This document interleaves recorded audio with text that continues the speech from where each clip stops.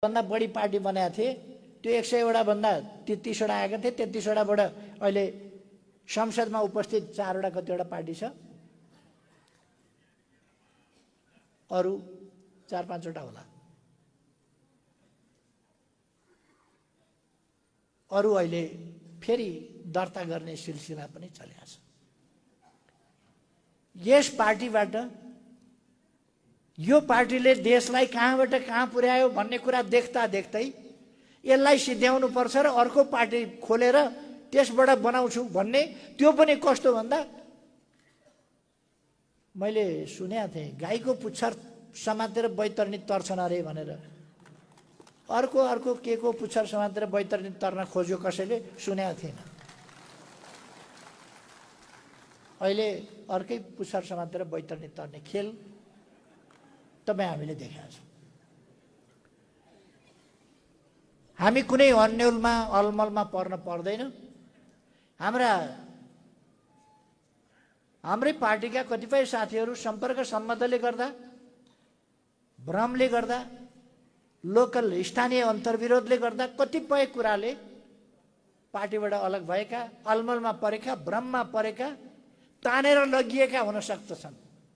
त्यस्ता साथीहरूलाई फर्काउनुपर्छ। माथिबाट पनि हामी प्रयास गर्छौँ, तल सबैतिरबाट पनि अलमलिएर गएका साथीहरूलाई, भ्रममा परेका साथीहरूलाई फर्काउनका लागि प्रयास गर्न म साथीहरूलाई आग्रह गर्न चाहन्छु। जनतालाई अलमल्याउन खोज्छन्, भ्रममा पार्न खोज्छन्। आज भर्खर यस महाधिवेशनको क्रममा आज भर्खर मात्रै 100औं पुराना स्थापित विभिन्न पार्टीका नेता कार्यकर्ताहरू नेकपा एमालेमा प्रवेश गर्नुभएको छ। झन् भ्रममा पार्छन्, झन् स्पष्ट हुन्छ। झन् भ्रममा पार्छन्, झन् स्पष्ट हुन्छ। एमालेलाई कमजोर पार्न खोज्छन्, झन् एमालेमा मान्छेहरूको ओहिरो लाग्छ। अहिले हामीलाई चाहिएको कम्तीमा 51% नेपाली नेकपा एमालेको पक्षमा छ भन्ने कुरा हामीलाई चाहिएको। अहिले कम्तीमा 51% नेपाली नेकपा एमालेको पक्षमा छ र यो सम्भव छ। तपाईँ हामी हाम्रा महान विचारहरू, महान उद्देश्यहरू, देशभक्तिपूर्ण सोचहरू, लोकतान्त्रिक सोचहरू, परिवर्तनकारी सोचहरू, विकासमुखी सोचहरू र समृद्ध नेपाल, सुखी नेपालीको सर्वोपरि राष्ट्रिय आकांक्षा जो हाम्रा ऋषिमुनिहरूले पनि भनेका थिए, सर्वे भवन्तु सुखिनः। मान्छे के चाहन्छ भन्दा सुख चाहन्छ। हाम्रा ऋषिमुनिहरूले हजारौं वर्ष अगाडि त्यो पत्ता लगाएका थिए। हो त्यही सर्वे भवन्तु सुखिनः, सबै सुखी हौं।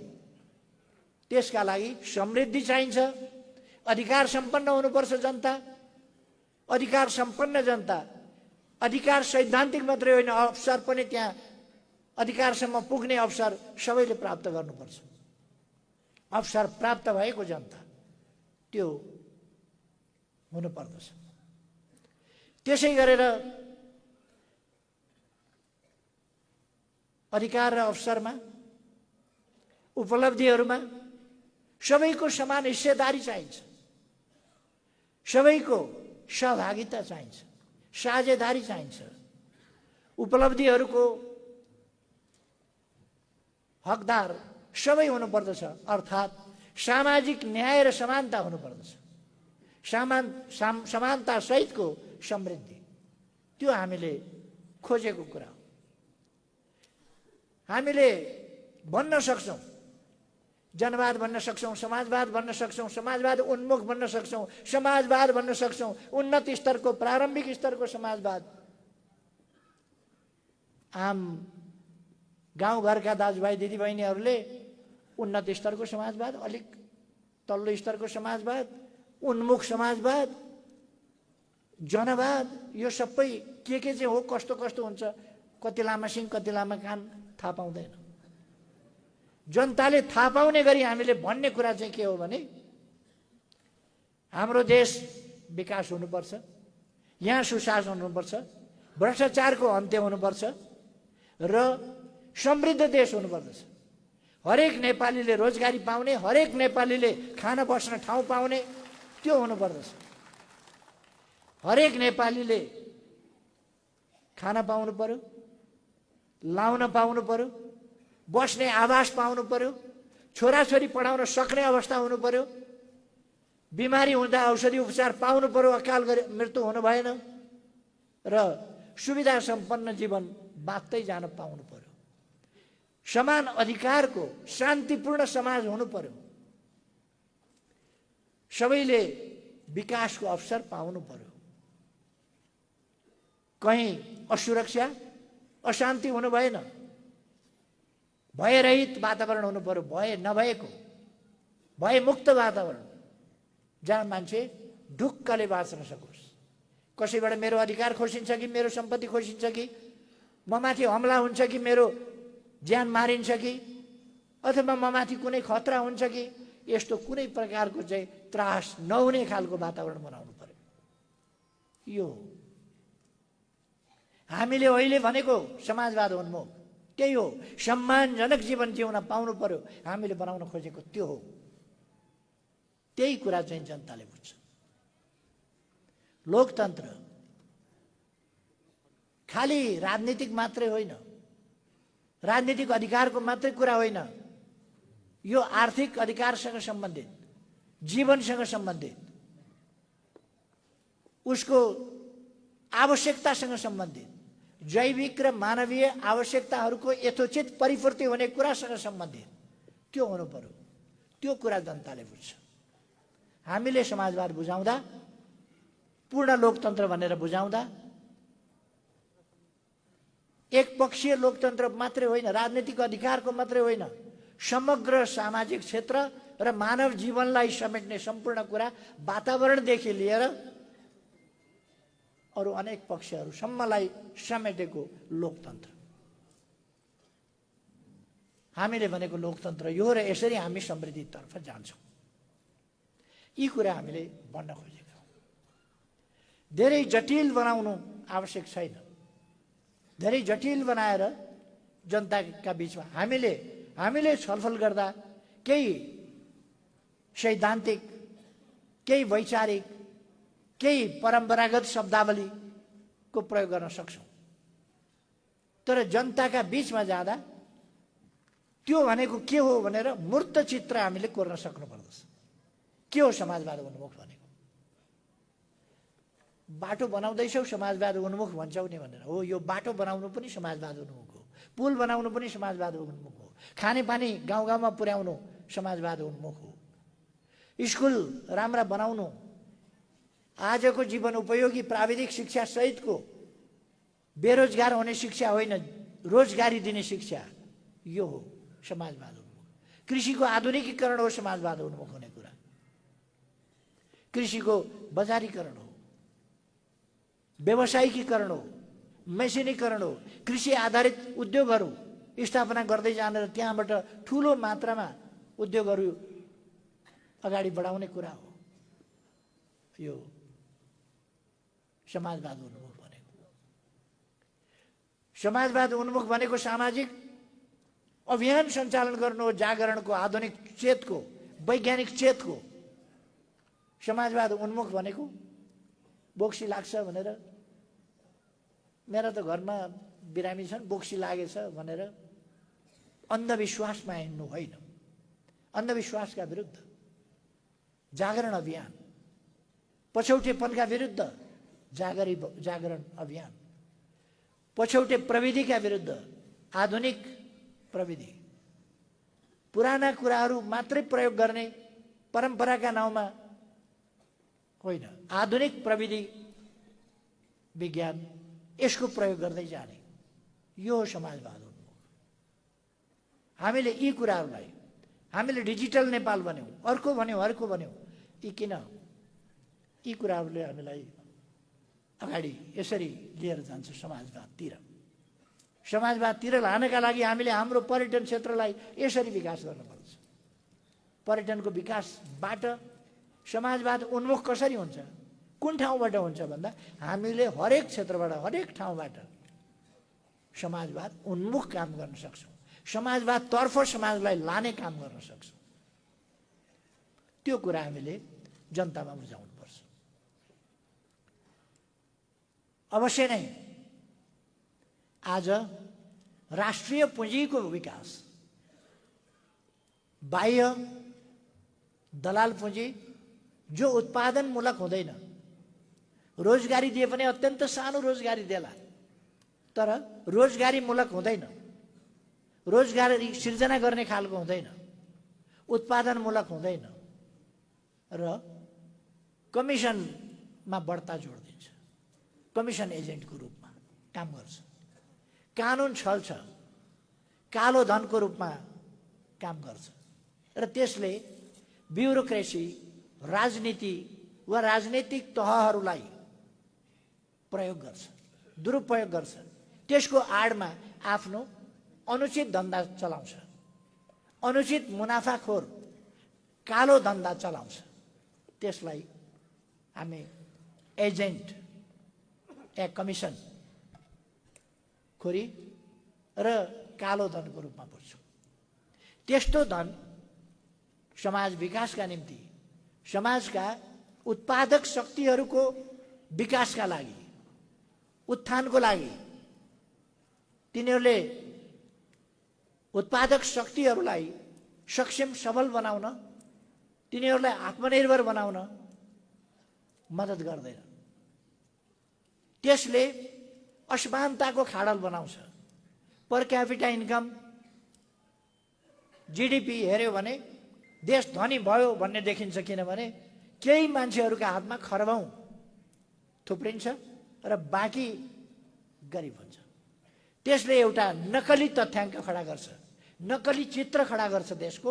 देश गरिब हुन्छ तर त्यसले चित्र चाहिँ धनीको खडा गर्छ, किनभने केही मान्छेहरू धनी यति धनी हुन्छन् कि तिनीहरूसँग दामासाई बाँड्दा हामीसँग हुँदै नभएको पैसा पनि, सम्पत्ति पनि हामीसँग छ कि जस्तो देखिन्छ। त्यो नक्कली एउटा कृत्रिम कुरा हो। त्यो कृत्रिम अर्थतन्त्र, कृत्रिम सम्पन्नता, त्यो समाजवादी हुँदैन, बिल्कुल पुँजीवादी, व्यक्तिवादी पुँजीवादी हुन्छ त्यो।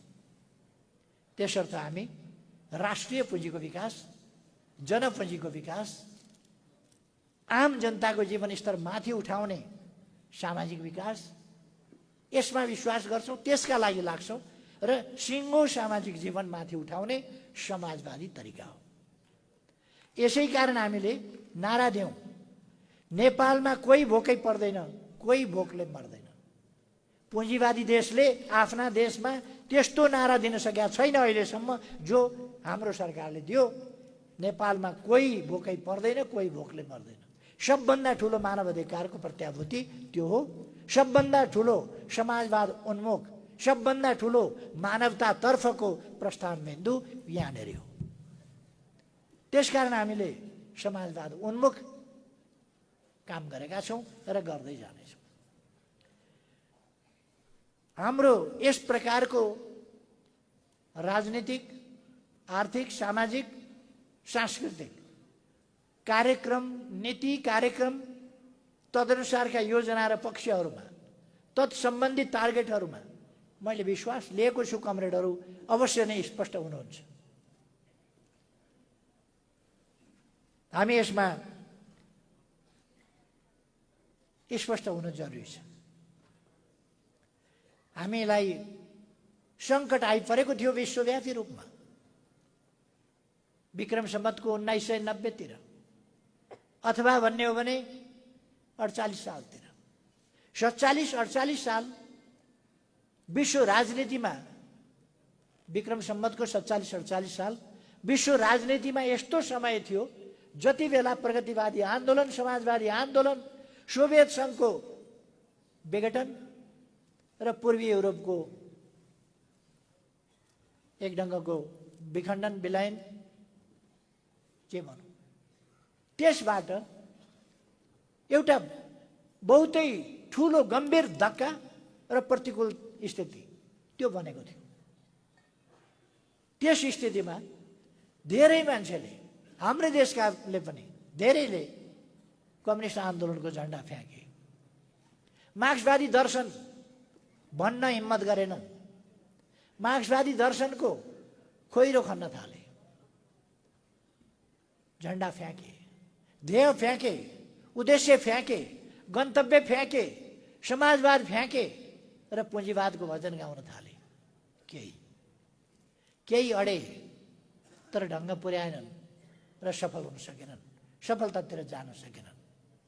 हाम्रो पार्टीले जननेता मदन भण्डारीको अगुवाईमा जनताको बहुदलीय जनवाद, जो अत्यन्तै मार्क्सवादको सृजनात्मक प्रयोग, मार्क्सवादी दर्शनको राजनीतिमा, समाजशास्त्रमा, अर्थतन्त्रमा मार्क्सवादी दर्शनको सृजनात्मक प्रयोग जनताको बहुदलीय जनवादले गर्यो। मार्क्सवादी लेनिनवादी सिद्धान्तको व्यवहारमा नेपालको तत्कालीन र विश्व राजनीतिक स्थितिमा, तत्कालीन स्थितिमा अत्यन्तै प्रभावकारी ढङ्गले सजीव कसरी आजको मार्क्सवाद लेनिनवाद भनेको के हो? अघि मैले भने चाहिँ मार्क्सवादी दर्शन, मार्क्सवादी राजनीतिक अर्थशास्त्र, मार्क्सवादी समाजशास्त्र, त्यसलाई तत्कालीन विश्व अवस्था र नेपालको अवस्थामा त्यसलाई कसरी प्रयोग गर्ने, कसरी सृजनात्मक ढङ्गले प्रयोग गर्ने, त्यसको एउटा नयाँ सोच, नयाँ चिन्तन, नयाँ बाटो नेकपा एमाले दियो जनताको बहुदलीय जनवादको रूपमा। यो कुनै लहरबाजी होइन, यो यसो कुनामा बसेर एउटा केही नयाँ चिज दिनु पर्यो, देशलाई केही नयाँ चिज दिउँ कि भनेर विचार घोत्लिएर यसो केर्दै गर फुत्त निक्लिएको चिज होइन। वर्ग सङ्घर्षको दौरानमा कति कठिन वर्ग सङ्घर्ष, इतिहासको एउटा लामो समयपछिको साह्रै कठिन वर्ग सङ्घर्षको पेचिलो मोडमा जनताको बहुदलीय जनवाद वर्ग सङ्घर्षको त्यस मैदानबाट निस्कियो, जसले त्यस अवस्थामा पनि अन्तर्राष्ट्रिय र राष्ट्रिय कम्युनिस्ट आन्दोलनलाई कसरी सही ढङ्गले जीवित राख्न सकिन्छ, अगाडि बढाउन सकिन्छ, सुदृढ गर्न सकिन्छ र विजयी बनाउन सकिन्छ, यो कुराको तय गर्यो र तदनुसार शङ्खघोष पनि गर्यो। जनताको बहुदलीय जनवादको महत्त्व यस कुरामा छ। आज अलिअलि कता कता अलमल पर्न खोज्या देखिन्छ कहीँ कहीँ। यो कार्यक्रम हो कि सिद्धान्त हो कि, कार्यक्रम हो भने सिद्धान्त होइन, सिद्धान्त हो भने कार्यक्रम होइन जस्तो। यो कार्यक्रम पनि हुन सक्छ, सिद्धान्त पनि हुन सक्छ, सिद्धान्त पनि हो, कार्यक्रम पनि हो। यसभित्र दर्शनका पक्षहरू पनि छन्।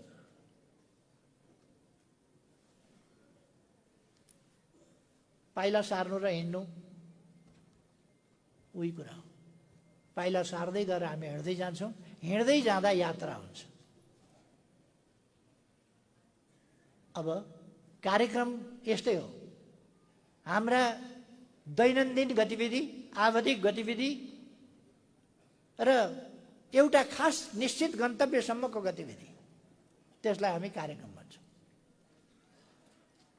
निश्चित अवधिसम्मको गतिविधि, यस्ता कार्यक्रम, यस्ता नीति गतिविधिहरूको श्रृङ्खलामा जब त्यसले सहीपना स्थापित गर्दछ अनि त्यसलाई सिद्धान्त भन्छ।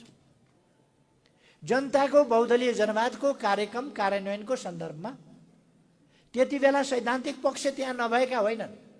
पाँचौं महाधिवेशनमा जननेता मदन भण्डारीले कार्यक्रम प्रस्तुत गरिरहँदा त्यहाँ सैद्धान्तिक पक्ष नभएका होइनन्, तर हामीले त्यसलाई कार्यक्रमको रूपमा त्यहाँ प्रस्तुत गर्यौँ।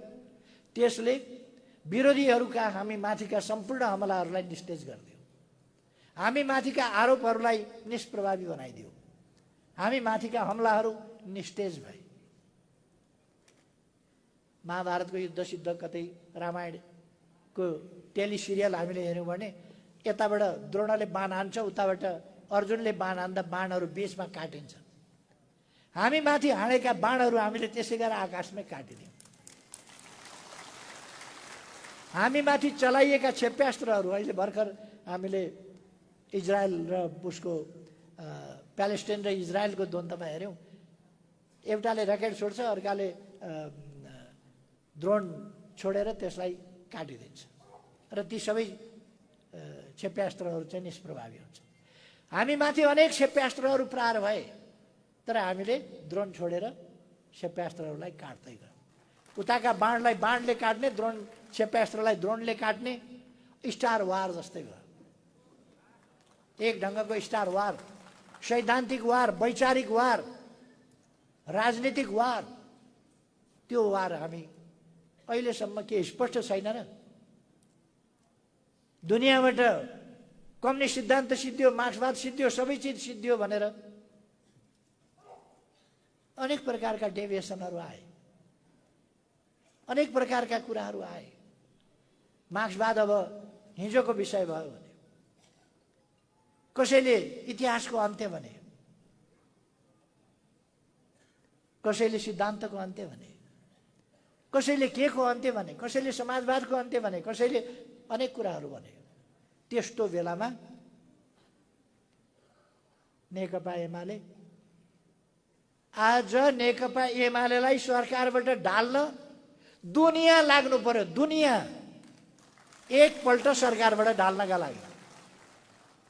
यो एउटा अनुभव हो। लडाईँमा कुस्ती खेल्दाखेरि खलिफालाई अलिकति थप्पड लागेन भने, अलिकति ड्याममा लागेन भने, बक्सिङ खेल्दाखेरि विपक्षीको अलिकति मुक्का लागेन भने उसले सतर्कता पनि अपनाउँदैन र राम्रो तयारी पनि गर्दैन, सावधानी पनि हुँदैन र प्रत्याक्रमण कसरी गर्ने भन्ने कुराको पनि एक कारण। हामीलाई अहिले यो मौका मिलेको छ। हामीले उपयुक्त ढङ्गले तयारी गर्ने र नयाँ उचाइको सफलताका लागि अगाडि बढ्ने, यो कुरा हामीले प्राप्त गरेका छौँ। यो मौका हामीले प्राप्त गरेका छौँ।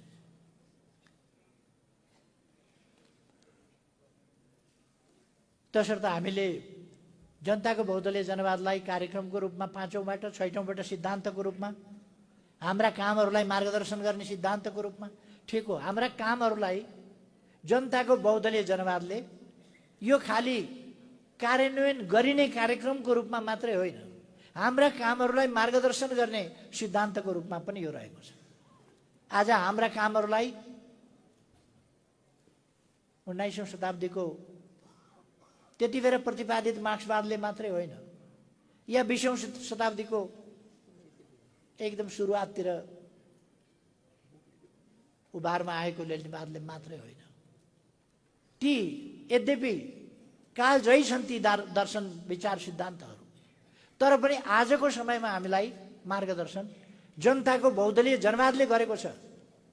हाम्रो समाजको विश्लेषण, आजको दुनियाँको विश्लेषण, हाम्रा विरोधीहरूलाई चिन्ने कुरा हामी टाढैबाट जनताको बहुदलीय जनवादको दूरबीनले टाढैबाट हामी चिन्न सक्छौँ। भविष्य कस्तो छ, भविष्य कस्तो आउँदैछ, के हुँदैछ, त्यो कुरा हामी टाढा क्षितिजसम्म हेर्न सक्छौँ जनताको बहुदलीय जनवादको कारणले।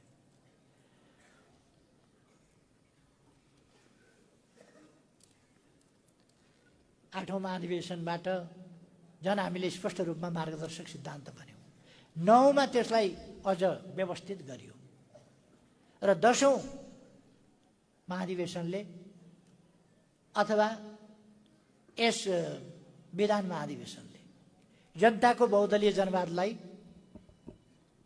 अझ स्पष्ट रूपमा, सरल र व्यवहारिक भाषामा समेत हामीले बुझ्ने गरी जनताका बीचमा जान पर्दछ। के हो जनताको बहुदलीय जनवाद? अघि मैले त्यसको अलिकति व्याख्या गरेँ। जनताको जीवनसँग, विकाससँग यो कसरी जोडिन्छ?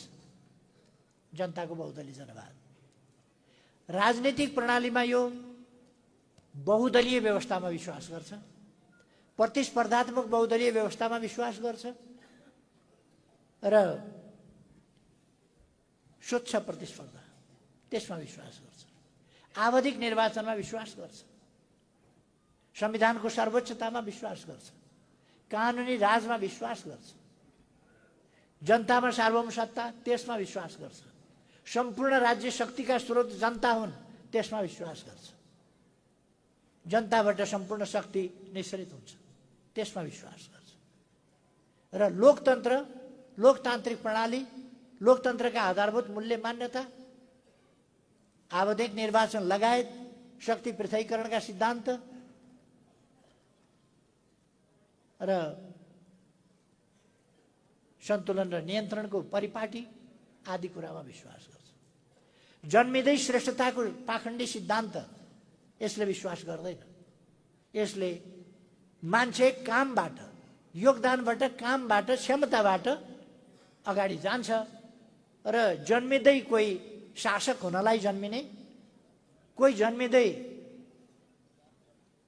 राजकुमार, अधिराजकुमार, युवराज भएर जन्मिने, कोही चाहिँ दास भएर जन्मिने, यस्ता कुरामा, भ्रमपूर्ण कुरामा र यी जनता ठग्ने कुरामा, यस्ता कुराहरूमा विश्वास गर्दैन। संयुक्त राष्ट्रसङ्घको बडापत्रले अत्यन्तै महत्त्वपूर्ण प्रस्तावनाहरू अगाडि सारेको छ। त्यसमा विश्वास गर्छ र त्यस यता मानवताको सम्बन्धमा, सामाजिक न्याय समानताको सम्बन्धमा अनेक पक्षहरूमा यसमा विश्वास गर्छ। जो विकसित भएका छन्, आज मानव जातिले विकास गरेको छ, विज्ञान प्रविधिमा विकास गर्छ, यसको विकासमा विश्वास गर्छ। त्यसो गरिरहँदाखेरि हामी हाम्रो विगतका गौरवपूर्ण इतिहास र गौरवहरूमाथि विश्वास गर्दैनौँ, होइन, त्यसमा विश्वास गर्छौँ। त्यसलाई माथि उठाउँछौँ, त्यसका सकारात्मक कुराहरूलाई माथि उठाउँछौँ र अगाडि बढ्छौँ। तसर्थ म कमरेडहरूलाई भन्न चाहन्छु, राजनीतिक होस्, आर्थिक होस्, सामाजिक होस्, सांस्कृतिक होस्, राष्ट्रिय होस्, अन्तर्राष्ट्रिय होस्, आन्तरिक होस्, बाह्य होस्, मानवीय होस् वा मानव र प्रकृतिका बीचको सम्बन्धको प्रश्न होस्, यी सबै प्रश्नहरूमा जनताको बहुदलीय जनवादको द्वन्द्वात्मक र ऐतिहासिक, भौतिकवादी, दार्शनिक कोण छ, मानवतावादी, समाजवादी, सामाजिक कोण छ, विकासवादी अर्को कोण छ यसको, र यसका विभिन्न कोणहरू मानव जातिले अहिलेसम्म प्राप्त गरेका वैज्ञानिक खोज, अध्ययन, अनुसन्धान र उपलब्धिहरू यसले स्वीकार्छ र ती मानव जातिका साझा सम्पत्ति हुन् भनेर लिन्छ।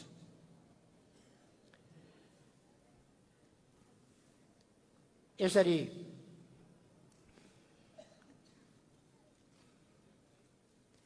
हामी यस क्रममा, यसको कार्यान्वयनको क्रममा जनताको बहुदलीय जनवादलाई समयक्रममा विकास पनि गर्दै लान्छौँ।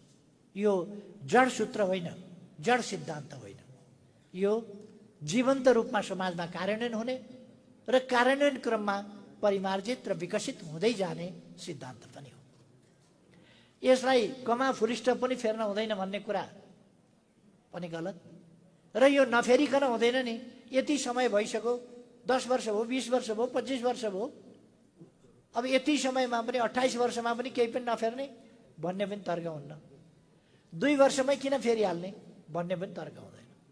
त्यो सामाजिक परिवर्तनको आवश्यकतासँग, मानवीय विकास क्रमको आवश्यकतासँग, वैज्ञानिक खोज, अध्ययन, अनुसन्धान र समाज विकासको क्रममा अपनाइएका सिद्धान्तहरूको क्रममा, त्यसको प्रयोगको सन्दर्भमा त्यस कसीमा हेर्नुपर्ने कुरा हो।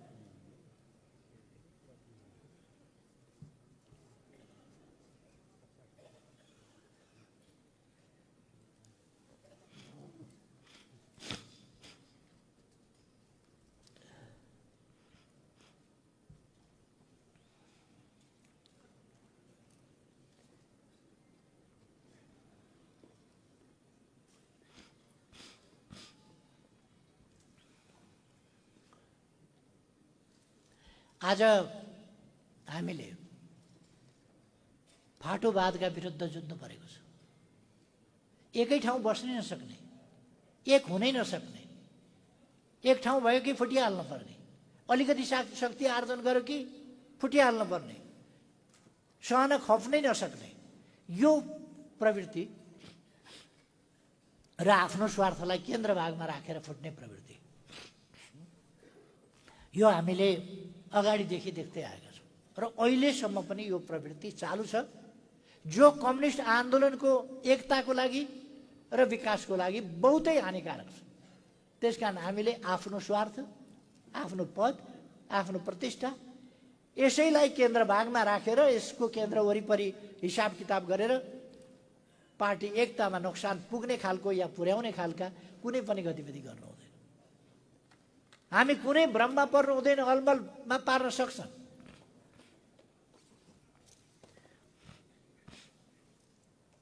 एउटा हल्ला चलाएका छन्, भन्ने गर्छन् त्यहाँ नेकपा एमालेमा बोल्नै पाइँदैन भनेर। उनीहरूले के खोजेका छन्, के सोचेका छन् भने यहाँ बहुत झगडा भइदिए हुन्थ्यो, मारामार भइदिए हुन्थ्यो, नेता कोही स्थापित हुन नपाए हुन्थ्यो, सब खुइलिए हुन्थ्यो, सबैलाई खुइल्याउन पाए हुन्थ्यो। आफ्नै पार्टीभित्र अनेक थरी लान्छना लगाएदेखि त्यसैलाई समातेर भन्न पाइन्थ्यो। अनि उनीहरू देवत्वकरणका कुरा उठाउँछ। हामी कसैलाई देवता मान्दैनौँ, देवत्वकरण गर्दैनौँ, तर लिडरसिप हुन्छ, लिडरसिपका वरिपरि पार्टी एकत्रित हुन्छ, आन्दोलन एकत्रित हुन्छ, त्यो स्वाभाविक हो। पुष्पलालका वरिपरि, पुष्पलालले अगाडि सारेका विचारका वरिपरि हामी सबै आजसम्म गोलबन्द भएका छैनौँ। कार्ल मार्क्सले अगाडि सारेका दर्शन सिद्धान्तहरूका वरिपरि हामी गोलबन्द भएका छैनौँ। लेनिनका वरिपरि सिङ्गै रुस गोलबन्द भएन। माओका वरिपरि सिङ्गै चीन गोलबद्ध भएर क्रान्ति सम्पन्न गरेन। छरिएको किसान न हतियार छ न केही छ। त्यस्तो अवस्थामा वैदेशिक सहायता टेकुपुणो प्राप्त गरेको हतियारधारी सत्ताधारीहरूलाई खाली हात भएका छरिएर रहेका गाउँका किसानहरूलाई एकजुट बनाएर कसरी आन्दोलन गर्न सक्यो? त्यस बेला पनि यस्ता कुरा चले। मदन भण्डारी हुँदा मदन भण्डारीलाई देख्न सकिएन। पुष्पलाल हुँदा पुष्पलाललाई एउटा महाधिवेशन पनि गर्न दिइएन। तपाईँ नेता हो भन्न छोडिएन, तर हुर्मत लिने काम पनि सधैँ भइरह्यो। तपाईँ नेता हो भन्ने, तर महासचिव अर्कै भनिहाल्ने। पुष्पलालका विचार पास हुने, पुष्पलालका विचार एकतिर पन्छाउने, अरूले मनपरी गर्ने, त्यस खालका कुराहरू रहे। नेतृत्व स्थापित भएन भने एउटा भनाइ छ, नास्यन्ते बहुनायका भन्ने।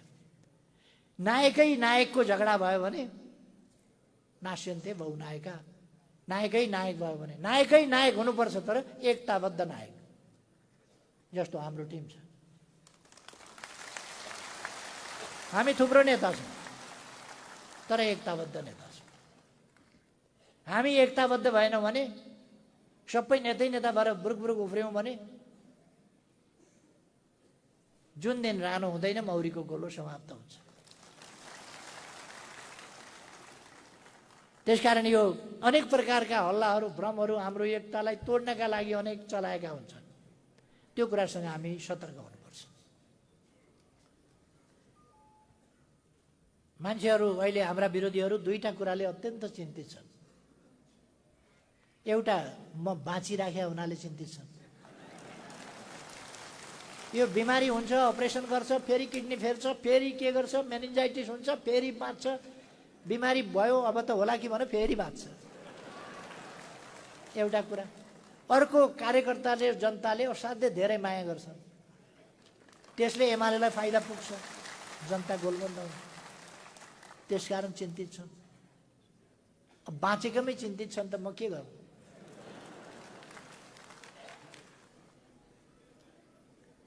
म कमरेडहरूलाई आग्रह गर्न चाहन्छु,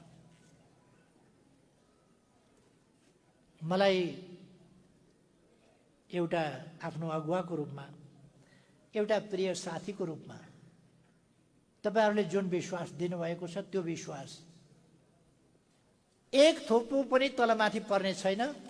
देशको हितको विरुद्ध, जनताको हितको विरुद्ध, प्रगतिको विरुद्ध, पार्टीको हितको विरुद्ध एउटा पनि कदम मबाट चालिने छैन। म व्यक्तिको रूपमा होइन, मैले अहिले नेकपा एमालेको अध्यक्षको रूपमा भन्दैछु, नेकपा एमालेको अध्यक्षको हैसियतमा भन्दैछु।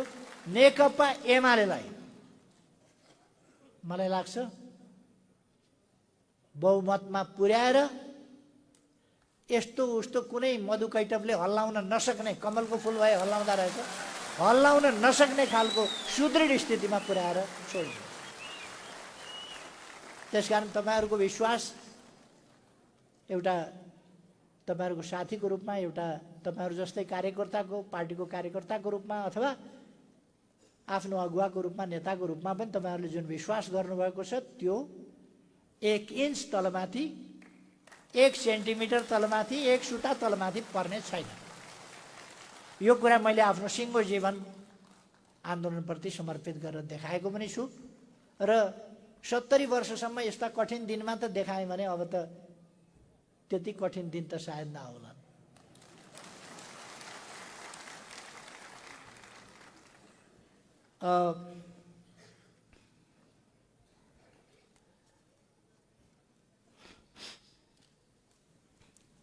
आज हाम्रो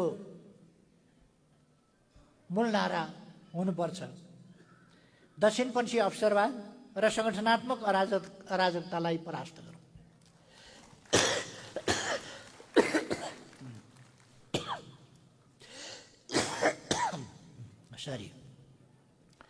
जबजको मार्गदर्शनमा समाजवादको आधार निर्माण गरौँ।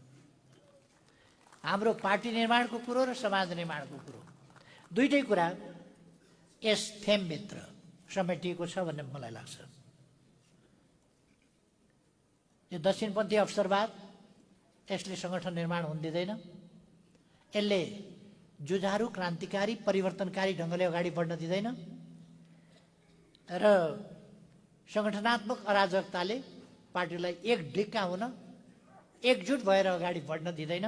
त्यसकारण यसलाई हामीले परास्त गर्नै पर्छ र जबजको मार्गदर्शनमा समाजवादको आधार निर्माण गर्न हामी अगाडि बढ्नुपर्छ। यसले मात्रै हामीलाई समाज परिवर्तनको बाटोमा अगाडि लगाउँछ। हाम्रो पार्टी केका लागि? हाम्रो पार्टी हामीले ठुलो पार्टी बनाउन, ठुलो पार्टी देखाउनका लागि हो र हाम्रो पार्टी देशको परिवर्तन गर्नका लागि हो, जनताको जीवनमा परिवर्तन ल्याउनका लागि हो, यस देशबाट गरिबी हटाउनका लागि हो, अशिक्षा हटाउनका लागि हो, पछौटेपन हटाउनका लागि हो पार्टी। नत्र भने यो जलगैँडाको ज्यान जस्तो ठुलो मात्रै हुने हो र? यो काम काजी पार्टी हो, देश र जनताको सेवक पार्टी हो र सेवकको हिसाबले नै हामीले देश र जनताका निम्ति काम गर्छौँ। र हामीलाई ठुलो हैसियत किन चाहियो, ठुलो पार्टी किन चाहियो? यसकारण कि देश बनाउनु छ। हामीले देश बनाउनका लागि हामीलाई ठुलो पार्टी चाहियो। हामी तमाम नेपाली दाजुभाइ दिदीबहिनीहरूलाई आह्वान किन गर्दछौँ, आग्रह किन गर्दछौँ? हामीलाई समर्थन दिनुहोस्, हामीलाई साथ दिनुहोस्, हामीलाई भोट दिनुहोस्। हामी किन भन्छौँ उहाँहरूलाई? यसकारण कि हामी बाहेक उहाँहरूको दुःख कष्ट हर्ने अर्को कोही छैन, गरिबी हटाइदिने कोही छैन, अशिक्षा हटाउने कोही छैन, पछौटेपन हटाउने कोही छैन, उहाँलाई समृद्धि दिने कोही छैन, हामी बाहेक। प्रमाण त हामीले 100 दिनमा के काम गर्यौं भनेर देखाएका थियौं। 1 महिनामा के काम गर्यौं भनेर मैले सरकार बनेको 1 महिनामा सम्बोधन गर्दा 1 महिनामा के काम गर्यौं हामीले भनेर देखाएका थियौं। अहिले 2.5 महिनामा सरकार पनि बन्दैन। देखिहाल्नुहोस्, आफ्ना निम्ति हामीले भूमिहीन गरिब सुकुम्बासीहरूका लागि जे काम गर्ने भन्यौं, आयोग बनायौं, सबै कुरा भइसक्यो। ठिक्क अब धनी पूर्जा दिने, जमिनको समस्या समाधान गर्ने बाटोमा लाग्ने बेलामा हो, त्यति बेला आयोग भङ्ग भयो। हामी सरकारबाट हट्यौं, सुकुम्बासीका सपना खेर गए। हामी सरकारबाट बाहिरियौं, भूमिहीनका सपना बाहिरिए। हामी सरकारबाट हट्यौं, सबै कुरा हट्यो। हामी भनिराखेका थियौं यस वर्ष सन् 2021 भित्र मेलम्चीको बाटो बनाएर हेड सफा गरेर पानी हामी जनवरी 1 तारिखसम्ममा काठमाडौँमा झार्छौँ भनेर हामीले भनेका थियौं। उनीहरू सरकारमा आउने बित्तिकै वैशाखमा भने। म दावा साथ भन्छु वैशाखमा यिनीहरूले पानी झार्न कुनै हालतमा पनि सम्भव छैन। कुनै हालतमा काम नगरी यसै कुनै टुनामुनाले आउँछ त्यो पानी? बाटो बनाउनु परेन? बाटो बनाएर अनि त्यहाँ सफा गर्नु परेन हेडरेस्टहरू सबै? खोइ, त्यस कारण यो बन्नेवाला छैन। सम्भवतः 15 महिनापछि चुनावपछि नेकपा एमालेको सरकार आउँछ, त्यसपछि यो काम थाल्ला। त्यसपछि यता थालिनेवाला छैन। म अहिलेको सरकारले सुन्ने गरी भन्न चाहन्छु, अहिलेको सरकारले सुनोस्। ठिक छ, वैशाखभित्र काठमाडौँमा पानी झारेर देखाओस्। आफैले भनेको कुरा उसले नापेर जोखेर भनेको कुरा उसले देखाओस्। वैशाखसम्ममा काठमाडौँमा पानी झारेर देखाओस्। तर म उहाँहरूलाई इक छ भने देखाउन, कमसेकम देखाउन त भन्नुहोस्। यो प्रतिपक्षलाई त मेख मार्ने गरी गोदावरीमा गएर केपी ओलीले यस्तो बोलेको थियो, सक्दैन सरकारले भनेको थियो, यी झार्यौँ पानी भनुन् कमसेकम। त्यति त गर्यो भनेर मैले भन्नु परोस् न कमसेकम। तर त्यो पर्नेवाला छैन। मैले त्यस बेला फेरि भाषण गर्नेछु वैशाखमा। वैशाखमा पानी झार्दैनन् भनेको झारेनन्, यिनीहरूले सक्दैनन्, फेरि दोहोऱ्याउनेछु मैले। त्यही हुनेछ।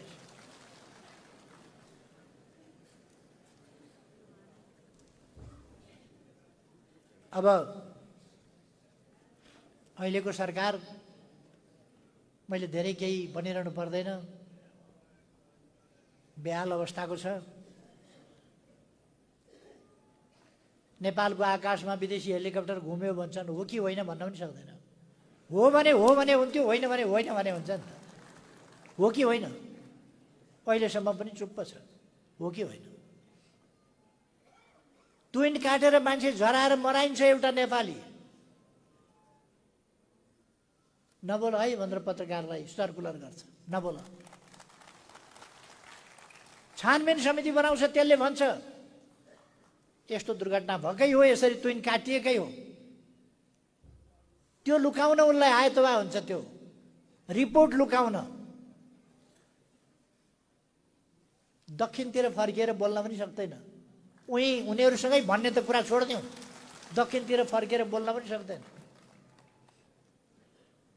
आफ्नो नागरिकका लागि, आफ्नो देशको हक अधिकारका लागि, आफूले न्याय पाउनका लागिसम्म बोल्न सक्दैन भने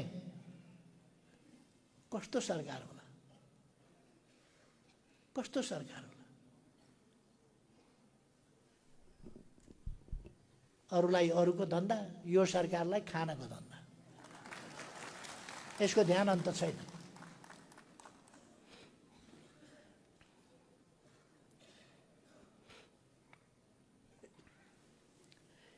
अब आगामी दिनका हाम्रा कार्यभारहरू,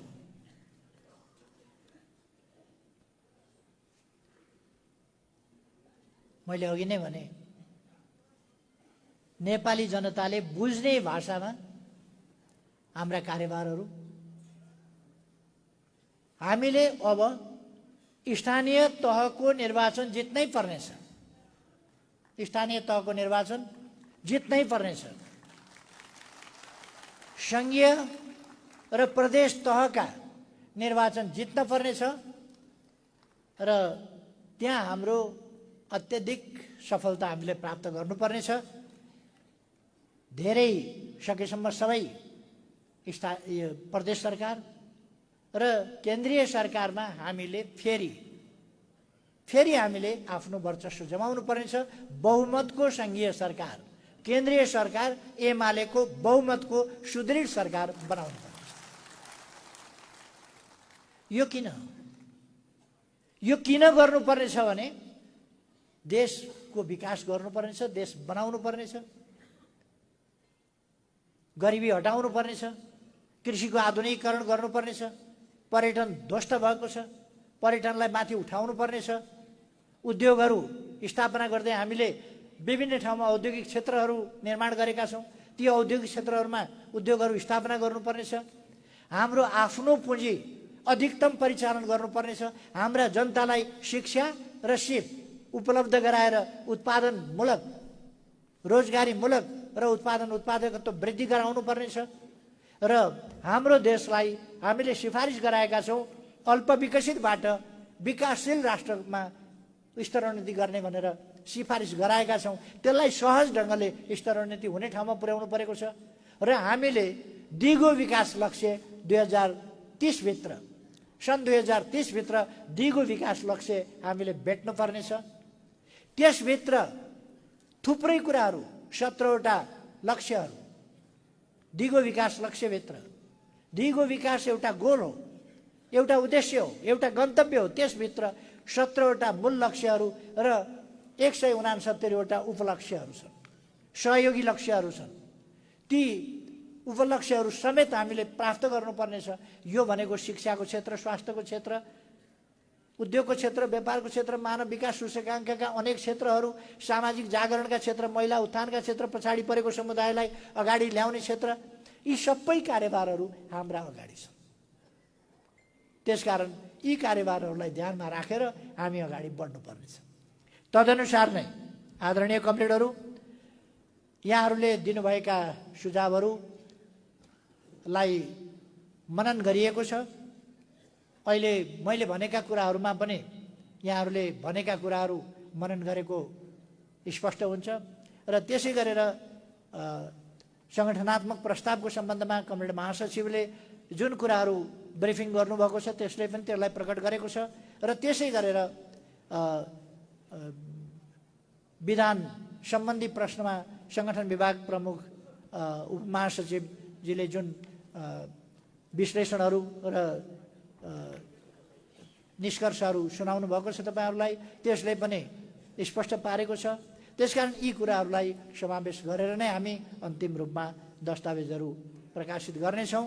र मङ्सिर 10, 11, 12 गते तय गरिएको 10औं राष्ट्रिय महाधिवेशन त्यसतर्फ अगाडि बढ्नेछौँ।